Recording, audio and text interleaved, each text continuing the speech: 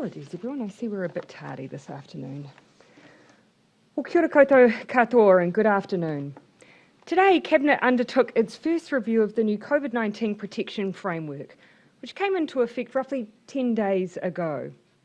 Cabinet considered several factors when deciding whether or not to move regions into different levels in the traffic light system, including vaccination rates, health system capacity, and the status of the current outbreak. It is encouraging to see Auckland's case numbers have continued to decline since the new framework came into effect, giving cause for cautious optimism. The 7-day average number of cases in Auckland as of Friday was 113 a day, compared to 126 the week prior and 179 the week prior to that, all lower than the 200 cases a day that modelling suggested in early November. This lower number of cases in Auckland is good news for all of us, as it reduces the risk of the virus spreading outside Auckland once the boundary changes on Wednesday. We currently have 61 people in hospital, 4 of those in ICU or the high dependency unit. Case numbers, new hospitalisations and new cases in ICU are all running slightly under the levels predicted. The R rate, which is indicative of the pace of spread, slowed to under 1 for the first time in several months on the 1st of December. Over the past 2 weeks, our vaccination rates in total have increased more than the previous 2 weeks, and as a country we are now just 47,527 vaccinations away from hitting 90% fully vaccinated. So as I said last week, we should hit that milestone in the middle of this week. But there are other factors we must also keep in mind. Firstly, that we have long said we want to see good vaccination levels across all parts of the country. Those areas outside of Auckland that are in red, for the most part, won't reach rates in the mid to high 80s till the end of December. Secondly, while Auckland is one of the most highly vaccinated regions, it continues to be the centre of the outbreak, with several hundred active cases obviously being managed. And while there is good cause for optimism, we only moved into the new COVID protection framework just 10 days ago, which doesn't yet represent a full transmission cycle. However, Ministers and the Director-General were supportive of recognising the progress that has been made and will be made in the coming weeks as people seek their second dose. They also expressed a view that with an additional transmission cycle, they believe there will be enough comfort for Auckland to move. On this basis, Cabinet has decided on the recommendation of the Director-General to move Auckland to orange at 11:59 p.m. on Thursday, the 30th of December. Cabinet has also decided that those remaining areas that are currently in red, excluding Northland, will also move to orange at 11:59 p.m. on Thursday, the 30th of December. This decision means that Auckland will move approximately 4 weeks after they moved into the COVID protection framework at the beginning of the month, and will give extra time for any potential impacts of that move to be seen. This represents 2 incubation periods of the virus, which we have consistently used to provide confidence around outbreak control throughout the pandemic. It means we can see the impacts of also the Auckland boundary opening. It means that other regions at red, currently Taupo, Rotorua Lakes District, Kawerau, Whakatane, Opotiki districts, Gisborne District, Wairoa District, Rangitikei, Whanganui and Ruapehu districts, have an additional period of time for second doses to be administered and rates to reach a greater level of protection. As I said, by this time we expect, on projection, for those areas to reach mid to high 80s in terms of fully vaccinated residents. Here today we have carefully balanced the range of advice, views, risks and opportunities of all the relevant levels and settled on an outcome that means the country will move into the new year with all but one region in the orange setting. It means vaccine passes will be in use up and down the country, as well as masks and other public health measures that are designed to keep us safe during this time of change. But it does mean that we are also being proportionate and that people will be able to gather together, and that's because it will be safe to do so. I do want to acknowledge the huge work that is being undertaken in Northland and the enormous progress that is being made there too. But I do think it's right to be cautious in this move. This does not move, of course, that people who do not fulfil the requirements in Auckland around either being fully vaccinated or tested cannot move into Northland. Of course, they continue to be able to. Our next full review of the traffic lights will be in the week of the 17th of January. Finally, a word on Omicron. Currently, New Zealand maintains a layer of protection at our border through our ongoing use of managed isolation and quarantine. You'll be aware that this is due to undergo a significant change on 17 January when New Zealand residents and citizens in Australia are able to travel home, and instead of going into MIQ, will be able to isolate at home for 7 days. But in light of the global Omicron situation, Ministers with Power to Act will receive the latest advice from the Ministry of Health on the variant in early January. This check-in will be to confirm that we remain comfortable with this next step in our reconnecting work. I won't preempt the outcome of that check-in now, but it makes sense to ensure we assess the next move against all the latest information and advice we have, including the relative effectiveness of the vaccine against the Omicron variant. One final note. On Wednesday, Aucklanders who are fully vaccinated can travel around the country again, and the boundary that has played an extraordinary role in containing the Delta outbreak for the past 4 months changes. Those who are unvaccinated can travel too, but must provide a negative test taken within the previous 72 hours.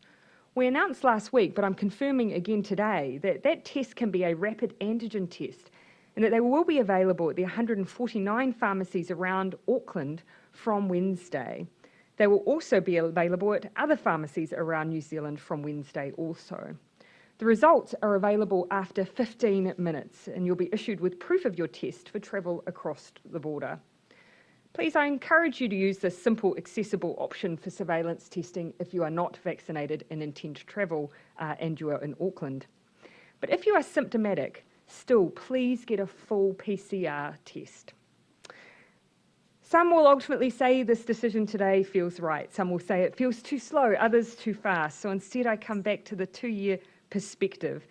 For the second year in a row now, we finished the year with measures that matter, the lowest cases, hospitalisations and deaths in the OECD, and an opportunity to have a summer break with comparatively low rates of Covid-19. We're now happy to take your questions. Will the decisions that you've made today change your thinking around the Auckland border, particularly heading south, given that if Auckland can be an orange and everywhere else is an orange, what is the point? So look, what we were ultimately trying to do there is, of course, continue to slow any spread. And I think that remains important. Part of the success of our containment of Delta has been those border arrangements. So it's fitting that we change them, that we ease them. But now all we're asking is that if you're in Auckland, if you're double vaccinated, you can move. If you're not, to get a test. And that's just for a period while we continue to ease and change up our settings. Did you consider dropping that southern boundary in particular because the police have said it's so resource heavy to monitor, and given we're all at the same alert level setting, it doesn't? Two things. The first I'd say is actually, it is not an onerous ask for the vast majority of Aucklanders who are vaccinated. And so, of course, for them, all they need to do is carry the same proof of vaccination that they're carrying with them everywhere now. For the police, ultimately, they are the only ones who can legally operate compliance around these checks, and it is totally their operational decision as to how. They have expressed a view that they will continue to manage the free flow of traffic. That will be one of the things they undertake. So they'll be determining when and how they choose to check compliance. I'll come to Jessica and then I'll come to Barry. Prime Minister, with Northland, 81% are double vaccinated and 87% have had their first vaccination. So that means they should be on track to reach 87%. Isn't that pretty high, and is it really necessary for them to still stay in red? Yeah, so my recollection in terms of numbers is that they're still around 4,000 shy of reaching the 90% first dose target. I can confirm that with you while I'm on the podium. But ultimately, the distance between them and those other regions at the moment is in the order of several thousand. This is not to say, of course, that we won't see Northland move, like other regions, into orange. We fully anticipate that. But at a time when we are going through a very careful transition, it makes sense to us as a Cabinet to be most cautious with the area where we have the lowest vaccination. I do want to acknowledge the huge effort that's gone in from the region. It has been significant. We've seen a big increase. But as I say, this is just about being cautious. Have you ruled out green for anyone going to green, especially parts of the South Island? Only for now, obviously through the transition period. And so we absolutely anticipate that we will have areas that will move into green, but this is to see us over that period of transition. One thing to keep in mind is that green does enable vaccinated and unvaccinated people to gather in high-risk areas. And our view is that during the transition, actually it's important that we continue to maintain confidence as we transition. And I know a number of people will appreciate knowing that they're around in high-risk venues other vaccinated people. Prime Minister, can you give an assurance to Aucklanders who want to travel north of the border on Wednesday that not every car is going to be stopped by the police? Certainly, that's certainly the implication from the communications I've seen from police. Their goal is to continue to maintain the flow of traffic. So in the way that you see them operate other compliance checks, I imagine that they'll be undertaking a similar approach where they'll be compliance checking, but also essentially ensuring that we don't have a large hold-up of vehicles. Te Tai Tokerau say that every ultimately it's operational, though I should add that. It is ultimately operational, so I won't be dictating how they undertake them. But Te Tai Tokerau is saying that every car should be stopped. They're quite categorical on that. Well, first thing, police will operate the checks. They've already put out official statements on how they intend to operate them, and you can see from that they will be taking into account traffic flow.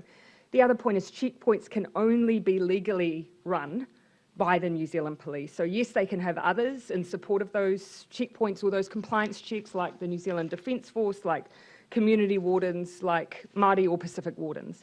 But police ultimately are the ones in charge and must be present to manage those compliance checks.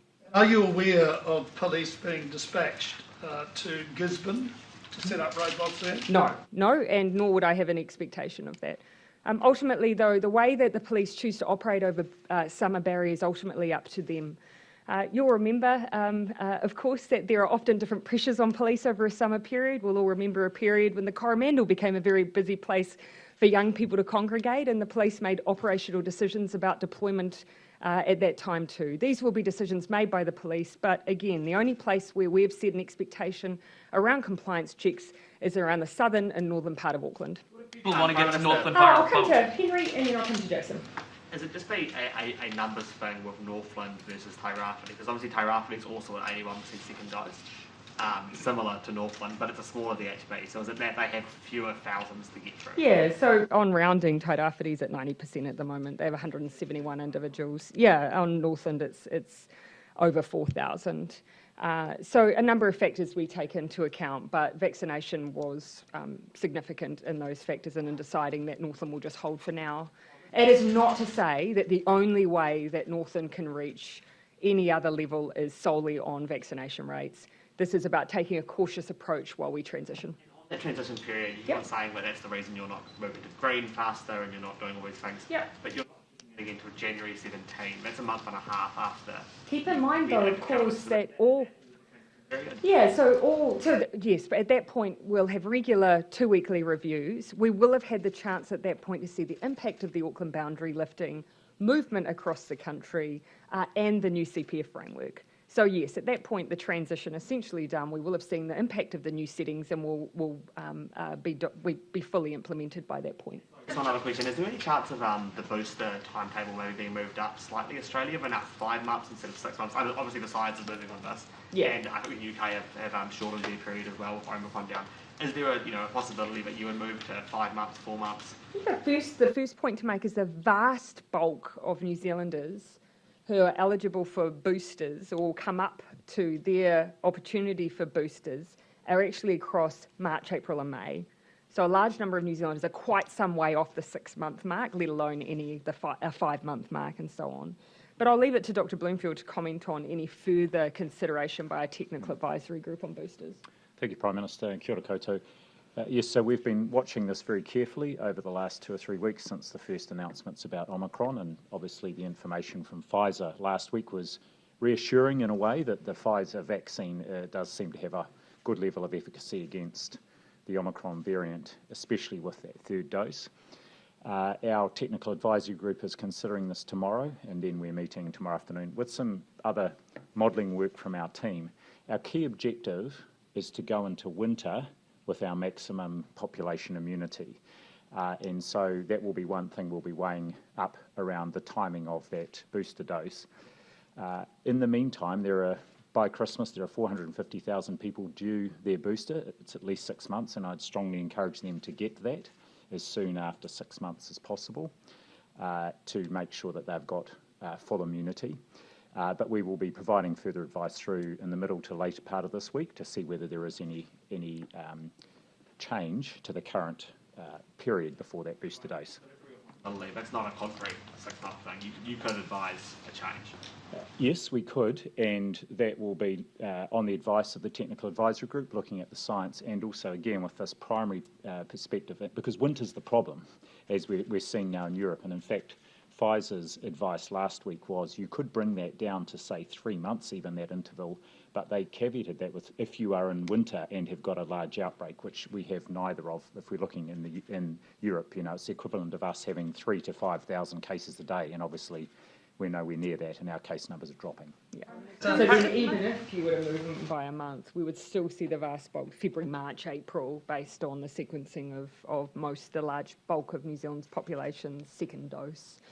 Jason, then I'll come to Joe. Could you, and maybe Dr. Bloomfield as well, just the rationale behind the date of the 30th?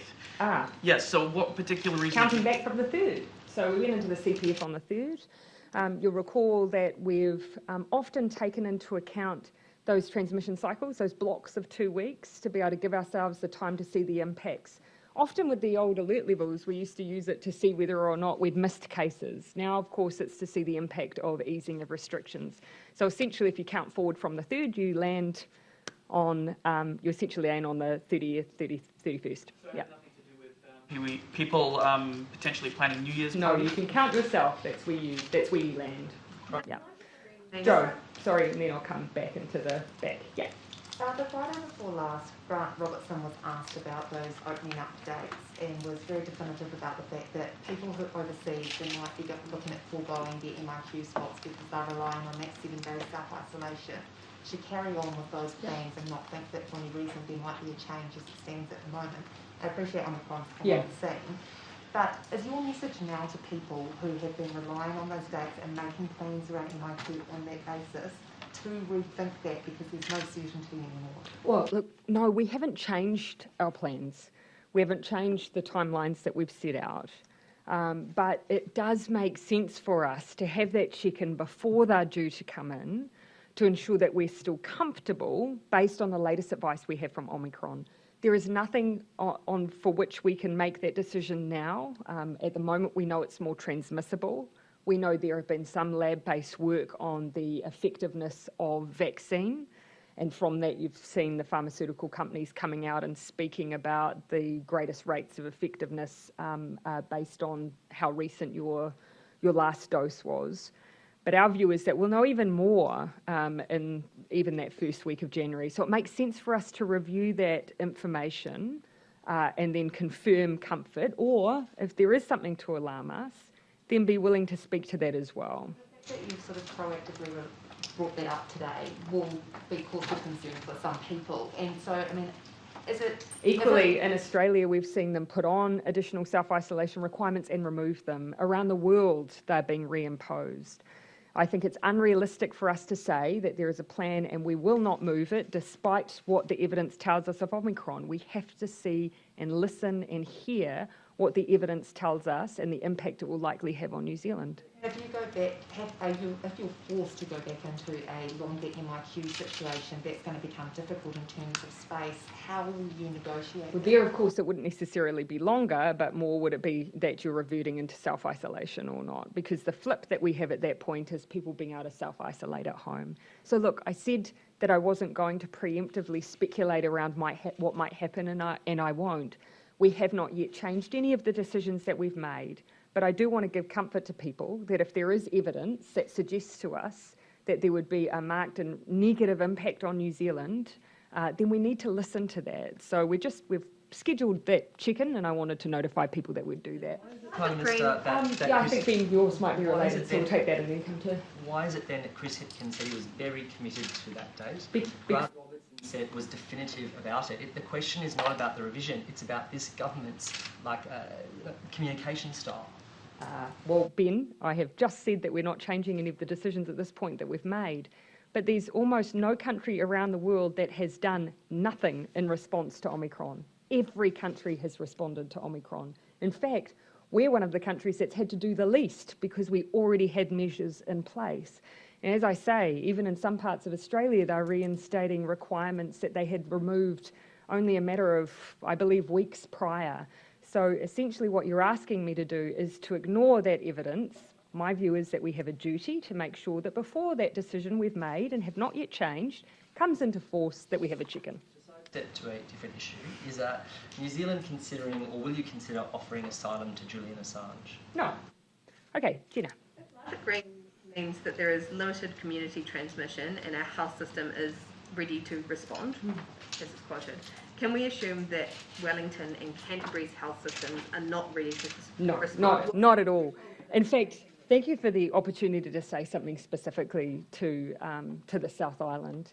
You know, at the moment they're in an exceptional position, very high rates of vaccination, very low case numbers. We are where we are now as we make a transition, but I do expect things to change in the South.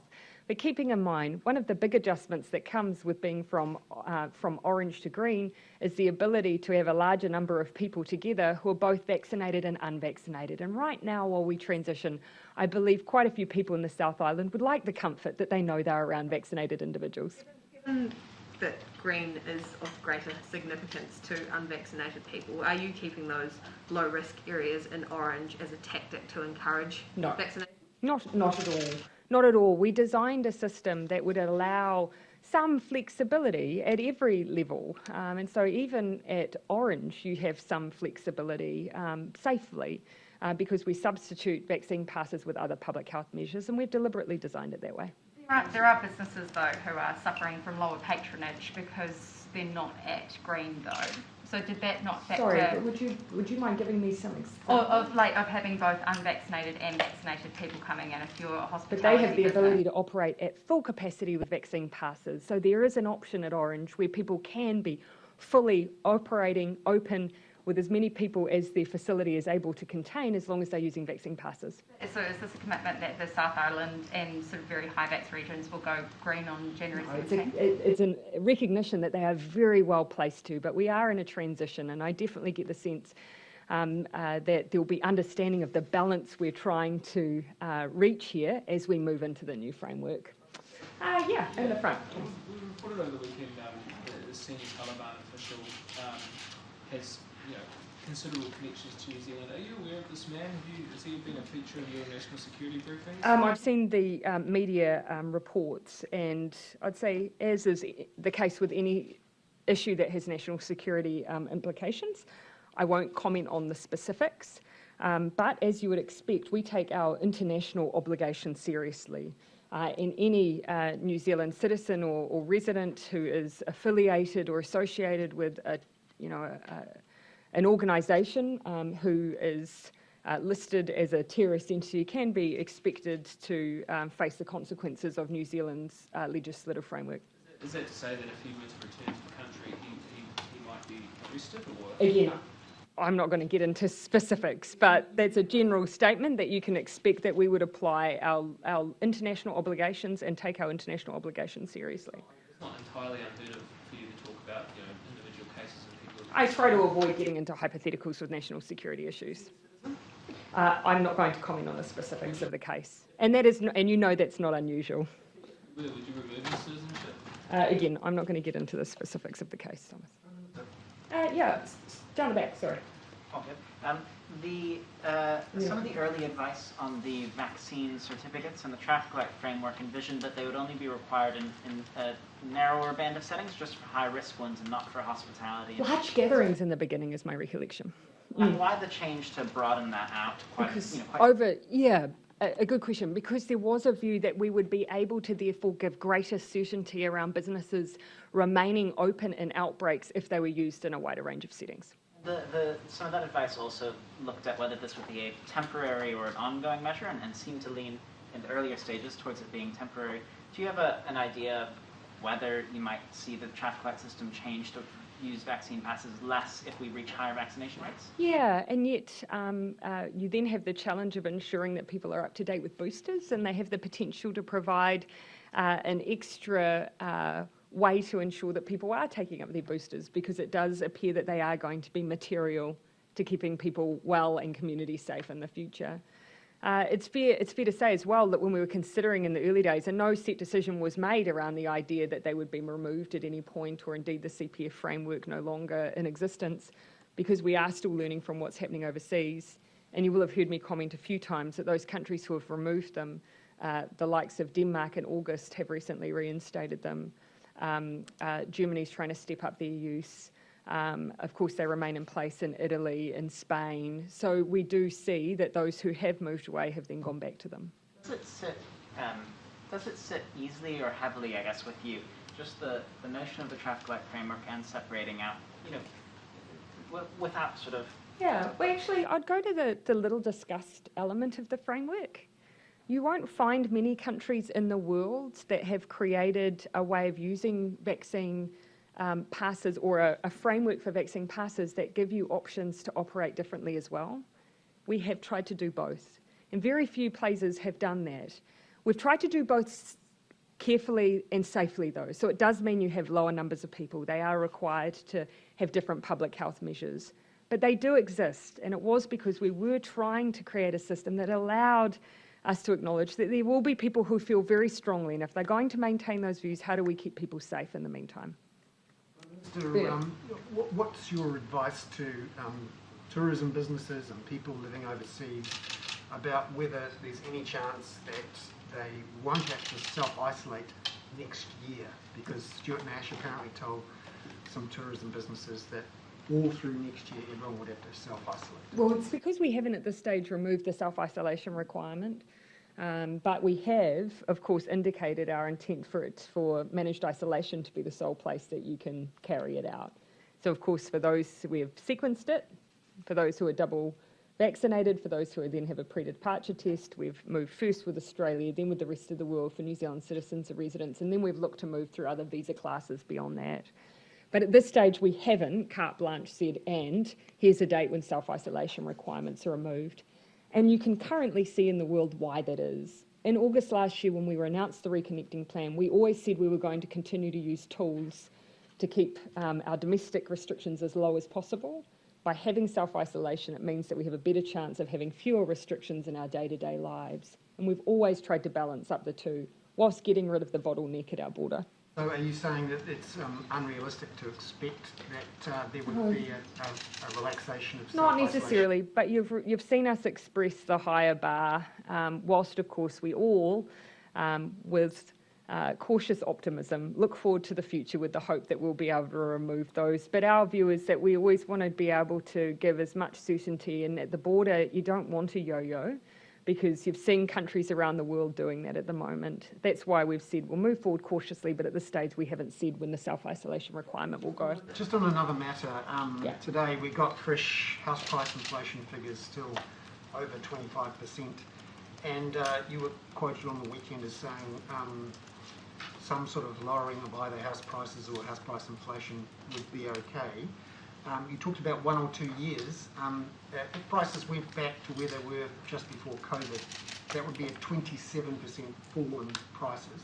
Do you think we should have a... But of course you see in 1 year the significant increase even just against 1 year. So if you had a fall that would take us back to where we were maybe even 12 months ago. I guess the point that I was making is that between the two things that are being argued here, no one wants to see a house, our housing market crash. It still represents the single biggest asset that most New Zealanders will own. It so happens we want to expand the number of New Zealanders, though, who are able to access that market. With house prices increasing in the way that we have, that is unsustainable and is locking people out of the market. So what we are trying to do is, of course, as you've heard me say many times before, use all the tools that we have available to us, whether it's changing or impacting on demand for investors by the changes we've made to our tax settings to encourage people to invest in the productive economy instead of the housing market, supporting first home buyers as much as we can with first home buying products, and also increase supply. So those are all the levers that we're trying to pull to try and balance those two competing issues. How is affordability going to improve if there is no prospect of a fall in prices? Well, of course, you've heard there's a lot of speculation about what's going to happen in the housing market over the next period of time. Time will tell whether or not those predictions end up being the case, but already we've seen first home buyers now making up 26% of the market versus the prior 22%, and CoreLogic predicts that we will see some heat come out of the market.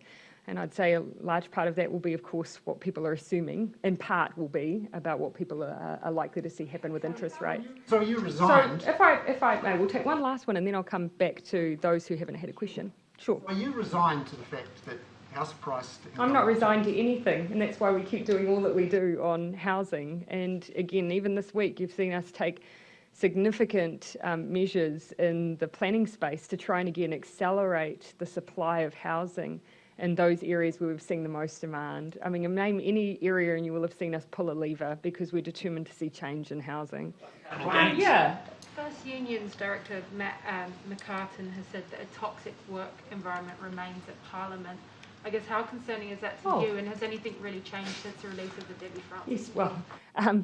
Yes, we of course have been, since the Francis review, been working very hard to make sure that we take on board those recommendations, that we implement them. Look, I can only speak from my perspective, having been here over a number of years. I do believe that there has been change. That doesn't mean that there won't be individuals who have experienced poor practice, and we owe it to them to make sure that we change both the culture of this workplace, but also the ability for them to seek support or to seek a change in outcome if they do experience that. Just to follow on from that as well, Yeah. they also want an inquiry into the Parliamentary Service Chief Executive and the handling of the Nick Smith complaint. Would you be supportive of that? Look, that's to be honest, I haven't had a chance to look at some of what's being reported on today, so I wouldn't want to speak too prematurely on that, if I may. Just back on If I may, and then I'll come back around. Why did the government only announce it was walking away from the opt-out model of Three Waters in October, when it looks like the decision to move away from that was made in June? Of course, we've continued to work alongside local government to try and build consensus over a number of months. Local government asked for us to work with them through the heads of agreement that we had over a period of time. Over the course of that period of time, of course, we worked up a package of supports to ensure that no council was left worse off by any future decision making. And of course, ultimately though, when it became very clear to us that the only way that we would be able to achieve the positive outcomes of lower rates, better infrastructure and the ongoing investment required, we would need everyone in rather than some out. You went about getting that consensus after you'd already made up your mind, and now councillors are feeling that you've been duplicitous and untruthful to them. I disagree with that. In fact, there were some councils who were of the view that it would only be able to be achieved by everyone being all in, and were waiting for government to ultimately make that decision. We wanted to try and build as much consensus around it as we could. You just told them in June when you made the decision, though. There was a view that actually we should, and I stand by the decisions that we've made to try and ensure that we were providing the evidence base for councils. They wanted to see the reporting and the work that had been done by DAA to form the basis of some of those future entity decisions, to allow them time to work with their communities over the future. We had, again, the heads of agreement. We were working through a process in good faith. Look, some councils don't agree with where we've landed, but it all comes back to one essential, in my mind, issue. Doing nothing is not an option. And yet if we're going to do something successfully, it is going to require us all in it to be all in it together. Okay, who did I have? I think I was coming back over here. Jenna? Just back to Bernard's first point about housing. Would you be comfortable with house prices falling back to the level they were at in December 2020? So I've never made arbitrary calls on any particular levels, but what I've simply pointed out is that even if you had them come away from where they were a year ago, they've grown dramatically in that 12-month period. No one's arguing, of course, from our perspective, that a collapse in the housing market would be an acceptable thing. It's the most significant asset most people own. But we cannot afford to continue to see year on year these dramatic increases in prices. Homeowners are buying in the same market, so essentially that's not taking them anywhere, and increasingly for first home buyers, it's very hard for them to enter. Saying that you're effectively locking in house prices at what they are? No, that's not what I'm saying. What is a collapse in house prices? I've never given a particular numeric.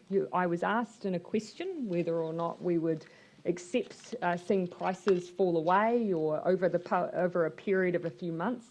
What I've explained, of course, and again multiple times on this podium, is that it's in no one's interest to see a complete collapse of the market. But if we saw house prices fall back to even where they were 12 months ago, that actually would still take us back to a very high rate of growth over the past few years.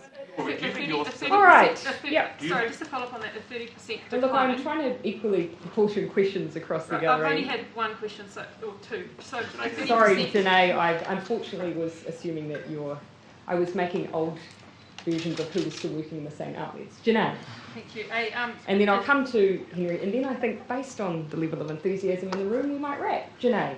A 30% decline in house prices, even though that would take it back to a ridiculous level, that is still better than where it's at now, whereby you need about $200,000 deposit to buy a median house. We've never put out singular goals for which we're aspiring. What we have said is the growth is unsustainable, and we stand by that.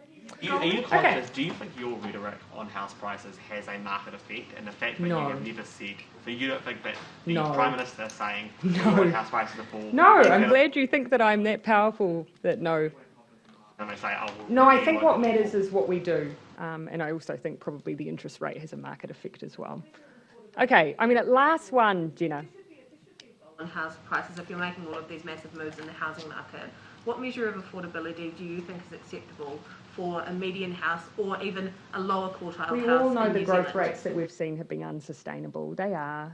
Although we've seen a small increase in number of the proportion of first home buyers in the market, it's still 26%. And overall, we have a lower proportion of New Zealanders in home ownership now than where they were several decades ago. We want that to increase. We know that comes down to two things. How much income they're earning relative to what's happening with house prices. And we have seen over a number of years that increase grow. So we need two things. House prices to not continue to increase at the extraordinary rate we have, and also people's incomes need to continue to increase. We're a government who's been focused on both. Okay, thank you everyone.